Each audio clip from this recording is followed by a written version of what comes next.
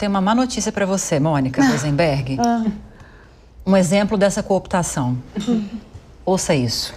O ministro da Saúde, Alexandre Padilha, afirmou em tom descontraído que instalou uma unidade de pronto atendimento, uma UPA do Padilha, no Congresso para atender a demandas de deputados e senadores que buscam recursos para viabilizar essas emendas parlamentares. Essa declaração foi dada na Câmara dos Deputados, onde participou de uma reunião de lideranças. Eu vou até voltar com você, já que você está mais revoltada que todo mundo. Não, eu preciso sair da mesa e ir ao banheiro. Chegou-se num ponto de que nós aceitamos essa situação de cooptação, vamos nos sentar aqui na nossa UPA, na nossa cadeirinha no Congresso Nacional, vamos montar uma fila de parlamentares. Quais são as demandas em relação às emendas? Quando a gente fala que é um balcão de negócio, porque é isso. O parlamentar vai lá e fala assim, olha, para eu votar no projeto do governo, eu quero tanto em emenda. É uma negociação, é um círculo inteirinho vicioso. Você dá a emenda em troca do voto, que já está errado, aí ele usa essa emenda para fortalecer o curral eleitoral dele, os apoiadores dele, os líderes sociais ali que vão trazer voto para ele. Aí essa pessoa vai, compra voto, porque sim, isso existe, porque o nosso sistema de financiamento eleitoral está todo desvirtuado, compra voto e ainda por cima vem o voto para quem traz emenda. Então, todos os pontos desse ciclo estão errados e aí você abre, né, escancara isso, monta ali um balcãozinho de negócio, a UPA ainda mistura com a saúde, porque, gente, isso acaba com a nossa saúde. Tá errado do começo ao fim, precisamos acabar com as emendas. Eu vou lançar aqui uma hashtag pelo fim das emendas, porque não dá, é insustentável. Não tem como dar certo um valor tão alto de emendas e um descaramento desses. Aí vão criar uma planilha para dar mais transparência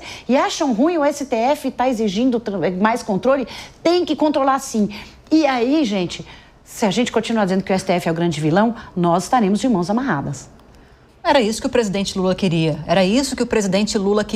Nízia jamais ia botar uma UPA se submeter a uma situação da saúde. Exatamente. E aqui a gente não está dizendo que um é melhor que o outro, tá? É uma análise puramente política. Não, politicamente falando. Politicamente falando, ela jamais faria isso. Sofreu um processo de fritura, embora ela mesma diga que não, mas pelo discurso dela na posse de Padilha, ela mostrou que sim. Ela sim sofreu fritura. É isso que Lula quer. Político no cargo de ministro da Saúde. O Padilha entendeu, né, quando estava na articulação, como é que a coisa funciona. E aí, para se antecipar as demandas dos congressistas, ele monta ali essa unidade de pronto atendimento às demandas dos congressistas. Mas eu acho que vale um exemplo do meu tempo de repórter, quando eu estava tentando entender como é que funcionava uma emenda.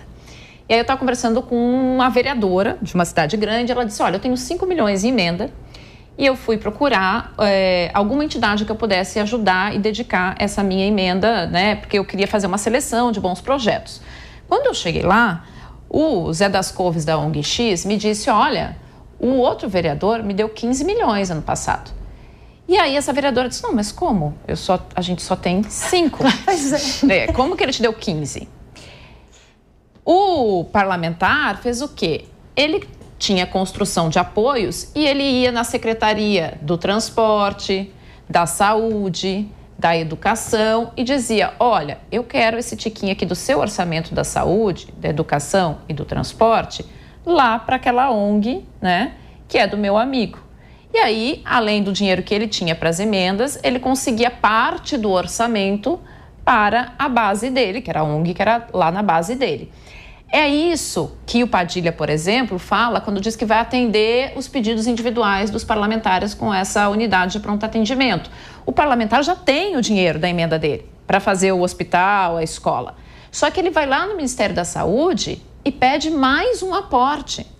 E vai na educação e pede mais um aporte. E se ele é influente, ele leva. Só que isso está saindo do projeto de política pública construído pelo Ministério da Saúde. E isso está cooptando todo um projeto de estrutura de política de saúde, no caso, que é o que a gente está falando, mas isso acontece nas outras pastas, né? Tornando isso um clientelismo, apenas um refém de um pedido individual de parlamentar e não uma política de Estado. E a gente está falando, se não mas um dos ministérios mais importantes em termos de políticas públicas de longo prazo, Carla. E aí, quando você desmembra desse jeito o orçamento, porque nada mais é uma forma de desmembrar o orçamento com essas emendas para saúde, O prejuízo é gigantesco. É gigante. Eu acabei de lembrar, vocês lembram que há uns anos atrás você teve as denúncias de corrupção das cidades onde você tinha mais raio-x do que pessoas, problemas com os dentes, tinha mais dente arrancado do que boca de habitante. Então, assim, aí você financia show, né? Financia show de música sertaneja ou de qualquer outro tipo que seja. Aí a cidade tem 40 mil habitantes, mal tem uma UPA e faz um show milionário, porque aí traz voto. Então, aquela cidade levou o cantor X ou Y lá, ou a cantora, ou o que seja. Então, assim, a gente está diante de uma desconstrução e o pior, naturalizando.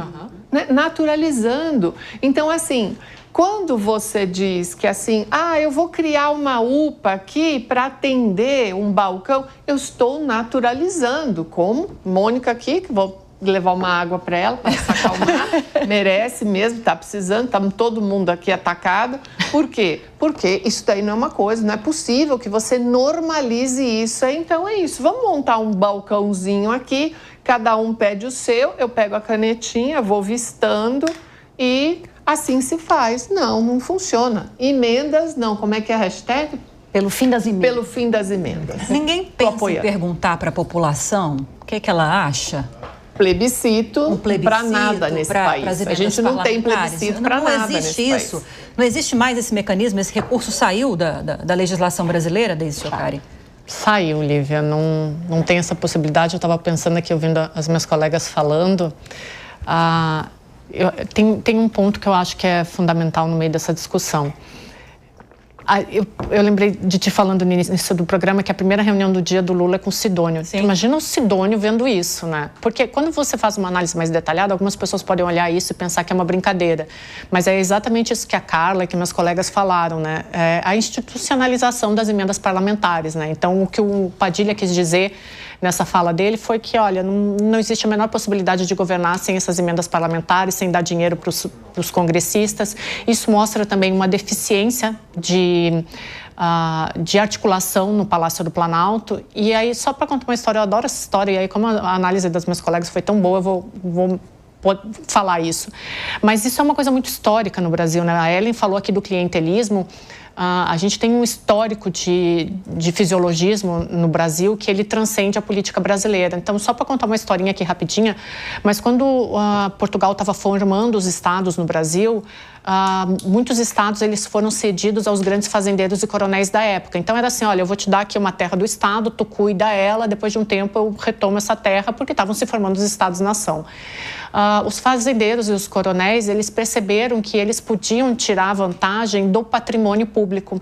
Então, começou essa confusão entre público e privado, já na época da coroa portuguesa no Brasil. Então, olha como isso é histórico e como isso vai se perpetuando nas relações e no Congresso Nacional. Isso fica muito forte, né? Então, a gente fala muito na ciência política que o Congresso Nacional de um país, ele é o reflexo, ele é a sala de casa da população, né? Então, nós elegemos esse Congresso. Se esse Congresso está agindo assim, foi porque nós votamos neles, né? Então, essa fala do Padilha, para mim, ela é muito simbólica do que é o Congresso Nacional. Ele age, de novo, vou citar o Norberto Bobbio, para se manter no poder e tirar o inimigo do poder. Pena que hoje ele não é mais a sala de casa, ele é o banheiro. Eu só tenho uma coisa interessante, só pegando a Deise, só um gancho.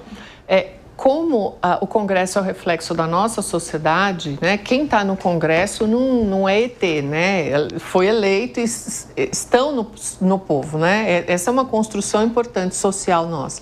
E a gente vê isso no nosso tecido social. Porque no nosso tecido social, se você estiver no meio do processo, é business. Se você estiver de fora, é maracutaia. Então, isso daí também é importante a gente organizar, né? Porque quem está dentro, não, isso daí é business. Quem está por fora, que quer entrar, chama aquilo de maracutaia. Então, a gente tem um jogo aqui que é uma construção ética da nossa sociedade extremamente complexa. E ela cada vez mais se explicita naquele Congresso que a gente escolheu e votou. Isso é muito profundo, viu, Carla? E a mais absoluta verdade.